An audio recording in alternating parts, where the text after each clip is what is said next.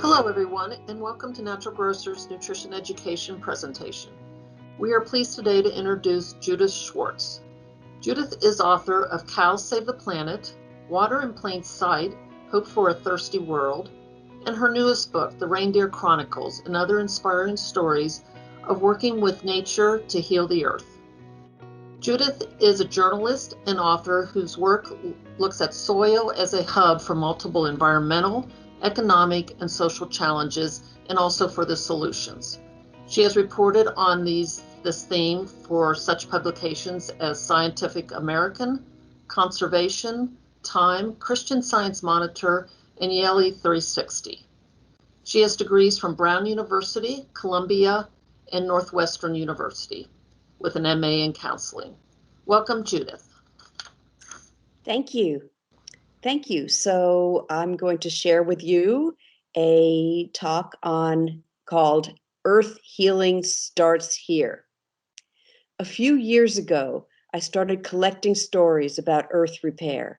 The news about the environment was relentlessly upsetting, and yet I knew that there were people out there doing incredible things based on a simple approach, working with nature rather than fighting her. The assumption often is that landscapes are static, that they stay the same unless, of course, something bad happens to them and they get worse. But I understood that ecosystems are by nature dynamic, that the balance of various processes and species are continually shifting. And from my reporting, I knew that even the most degraded landscapes could be revived. So, on that note, let's do a little travel.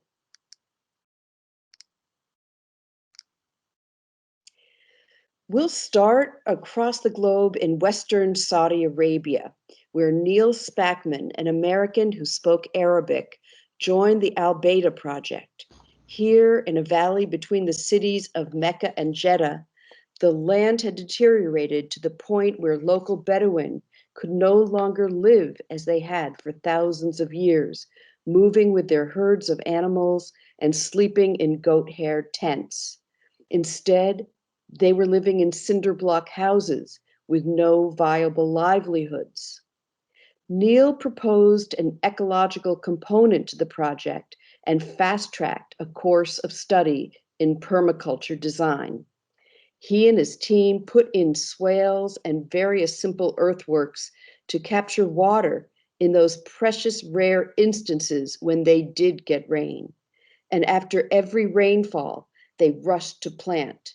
By holding on to the rain, they had a bank of water to draw on to keep the trees and other plants alive. They kept up this routine, harvesting water and planting for several years, often with a year or more between rains. Then, in 2016, the project ran out of funds and they had to stop irrigating.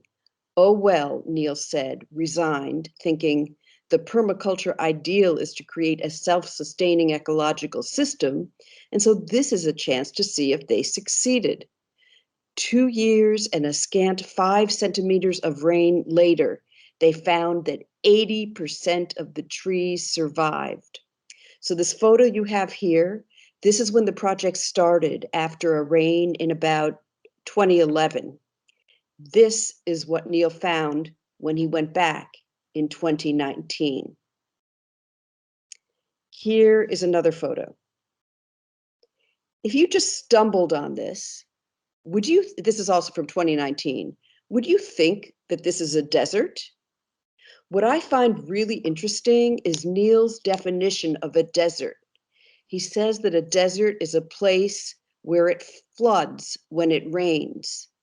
In Saudi Arabia, when it does rain, it floods, and these floods can be extremely damaging because there is very little in terms of plant life and soil, organic matter to hold on to that rain. The point is that once it rains and no longer floods, when the water is held in the landscape, it ceases to be a desert, which clearly is beginning to happen here in this very unlikely place which is extremely hot and gets very, very little rain in the course of a year. Now let's head to Chihuahua, Mexico. I traveled there because I learned of an interesting project. Ranchers were working with bird conservation organizations to create habitat for endangered migratory grassland birds. I was intrigued by this because I did not think of bird conservationists and ranchers as natural allies.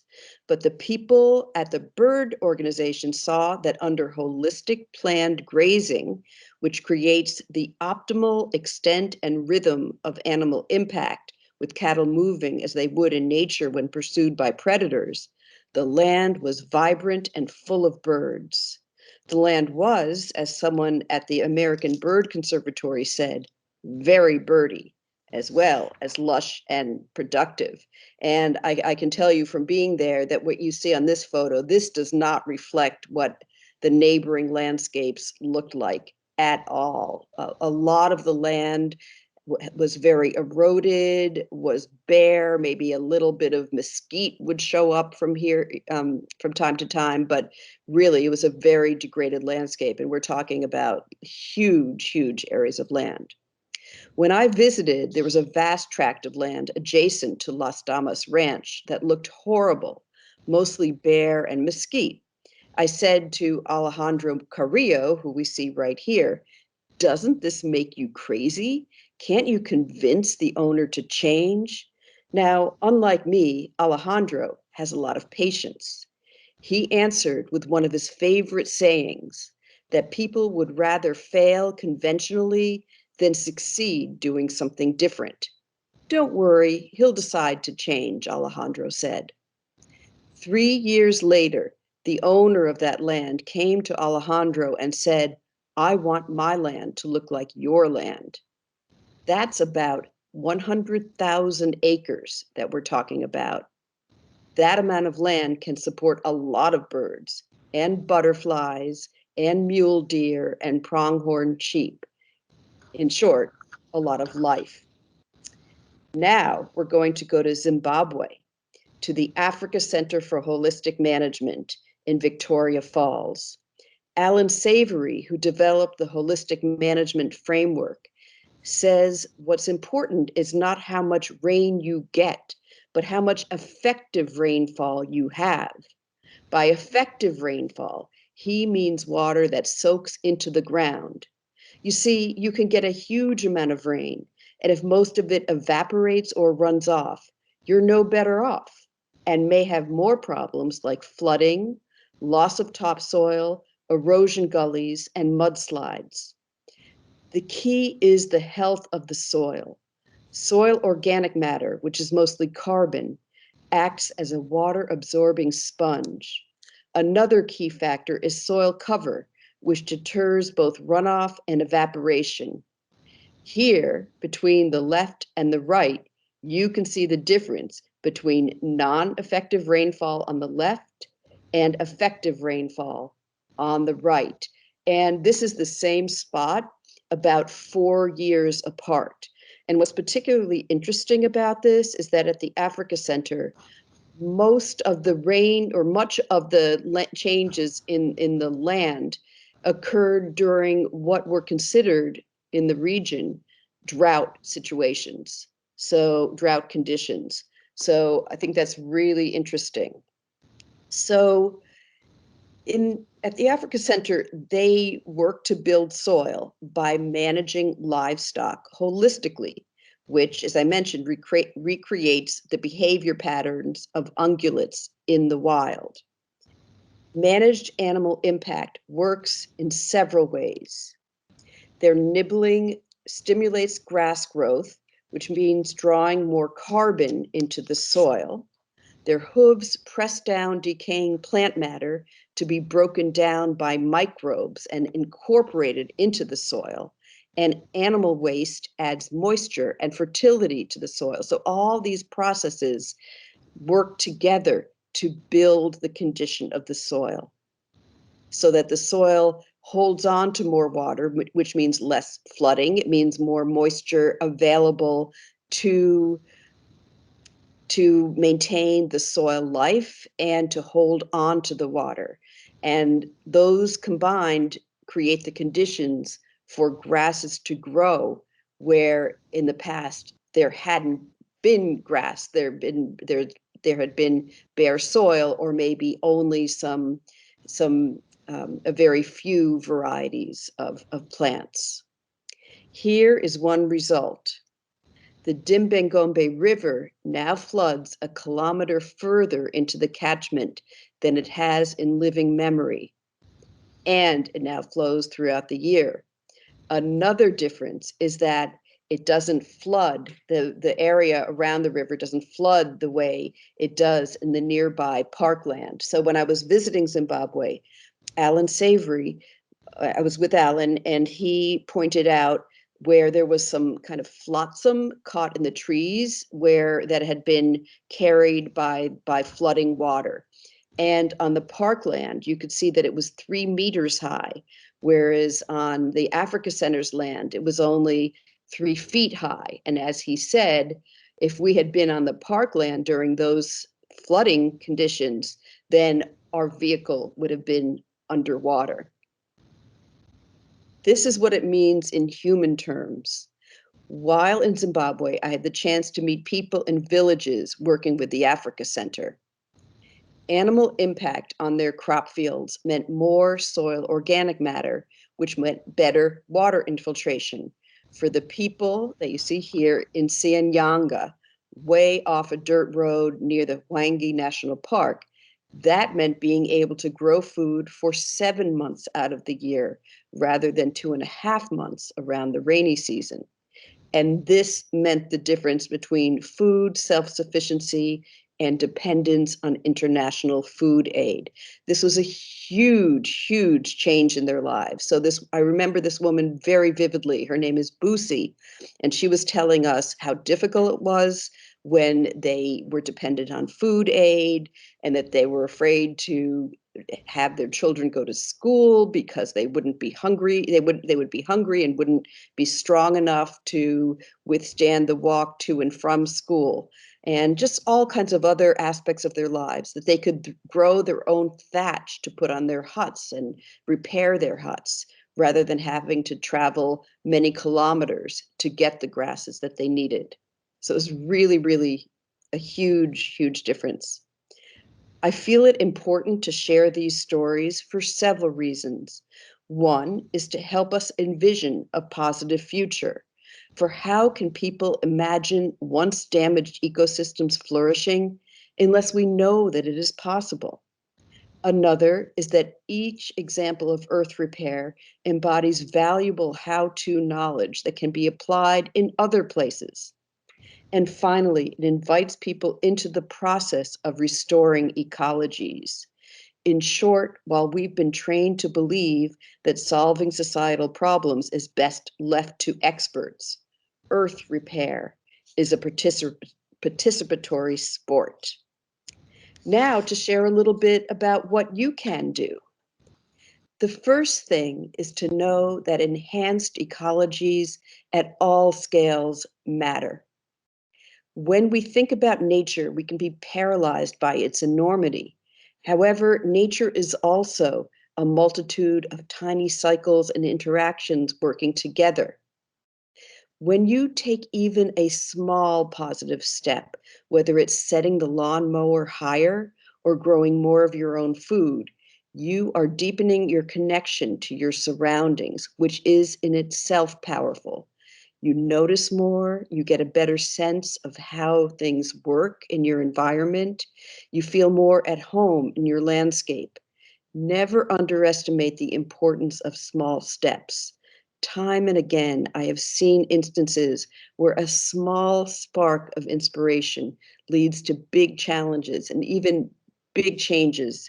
It leads to big changes and even changes in how people live their lives. I mean, people sometimes, anyway, it can take you on many different paths. You can, for example, and here are just some small suggestions, let your lawn be home to a variety of plants, including what would also often be considered weeds. So who decides what a weed is anyway. Now, I like seeing dandelions. I love that, looking outside and seeing that burst of yellow. A while ago, I was chatting with a guy who runs an organic lawn business, and he said that in around the mid 1970s, lawn companies decided that clover was a weed. Now, so that was removed from the seed mixes, and so people were encouraged to avoid having clover on their lawns. That kind of gave the message that your lawn was unkempt. So actually, clover is is is great in a lawn. It attracts pollinators. It stays green when it's dry because it has such deep roots, and it fixes nitrogen, which is nature's fertilizer. Also, red clover is Vermont's state flower, so I'm a fan of that anyway. Another way to bolster biodiversity is to use native plants in landscaping. Exotic imported plants may look pretty, but there can be a mismatch with the native birds and insects. Many species evolved with very specific relationships, so that one butterfly may, for example, require a particular plant for food or habitat, and you want to keep the beautiful creatures that share your space happy. Then there's water. We often think that water, whether too much or not enough, simply happens to us. But there's actually a lot that we can do. If you've got a spot on your land or near your house that regularly gets soggy, you can put in plants that thrive in moisture, like a rain garden. You can also collect rainwater with rain barrels. Impervious surfaces like our roofs repel more water than we might think. And also, rainwater is better for plants than water from the hose, which is often treated or chlorinated. So the water that's cleansed through condensation and falls as rain is much better for plants. Brad Lancaster has written books on harvesting rainwater, which are fabulous. He shows you how you can make small adjustments to, let's say, your driveway to steer rainwater to plants or catchments and to avoid flooding. Now, this is a guy who created a food forest right outside his house in Tucson. So he knows what he's talking about in terms of making the best use of water. And for more impact, communities can rally together to establish projects on public land, efforts that create beauty and are fun, educational, and bring people outdoors. And you'll be in good company. For this June launches the UN Decade on Ecosystem Restoration, which promises to be a global movement devoted to earth repair. So stay tuned, join in, and remember, you can start where you are.